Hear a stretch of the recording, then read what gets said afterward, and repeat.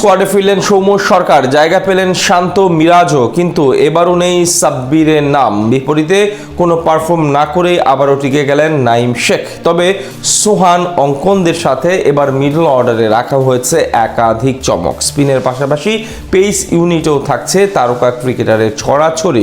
সব মিলিয়ে এশিয়া কাপের প্রাথমিক স্কোয়াডে শেষমেশ কারা কারা নাম লেখালেন, এ নিয়ে বিস্তারিত জানবো প্রতিবেদনে। ঘনিয়ে আসছে এশিয়া কাপের সময়।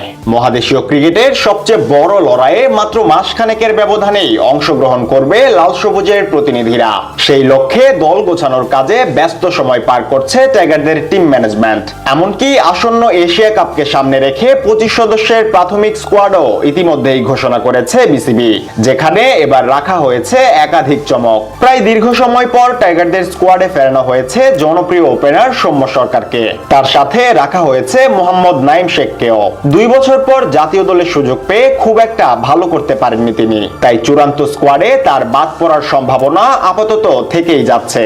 আর এমনটা হলে শেষমেশ টিকে যেতে পারেন সৌম্য সরকার। এদিকে আলোচনায় থাকলেও এবারও দলে আসতে পারলেন না সাব্বির রহমান এশিয়া কাপের মিশনে, তাই আক্ষেপের পাল্লাটা কিছুটা ভারী হওয়ারই কথা সাব্বির ভক্তদের। অন্যদিকে বিসিবির প্রাথমিক স্কোয়াডে মূল ওপেনার হিসেবে এবারও জায়গা করে নিয়েছেন যুব বিশ্বকাপ জয়ী 2 ওপেনার পারভেজ ইমন ও তানজিদ তামিম। সাম্প্রতিক সময়ে তাদের ভয়ডরহীন অ্যাপ্রোচের ব্যাটিং এর কারণেই সাফল্যের দেখা পাচ্ছে 3 টাইগার্স। এশিয়া কাপের মিশনেও তাদের ব্যাটে তাকিয়ে থাকবে গোটা দেশ। টাইগারদের আসন্ন মিশনে এবারও অধিনায়কের দায়িত্বে থাকছেন লিটন কুমার দাস। প্রথমবারের মতো আন্তর্জাতিক মঞ্চে দলকে নেতৃত্ব দিবেন তিনি।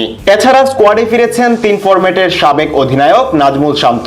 টাইগারদের সবশেষ সিরিজে বাদ পড়েছিলেন তিনি, এবার তাকেও বিবেচনায় রেখেছে নির্বাচকরা। মিডল অর্ডারের শুরুর জন্য এবারও তাওহিদ হৃদয়কেই বেছে নিয়েছে টিম ম্যানেজমেন্ট। সাথে রাখা হয়েছে মাহিদুল ইসলাম অঙ্কন এবং সাইফ হাসানের মতো দুর্দান্ত ব্যাটারদের। মিডল অর্ডারের গুরুত্বপূর্ণ 2 ব্যাটার হিসেবে স্কোয়াডে আছেন জাকের আলী অনিক ও শামীম হোসেন পাটোয়ারি। এছাড়া এবার কপাল খুলেছে নুরুল হাসান সোহানেরও।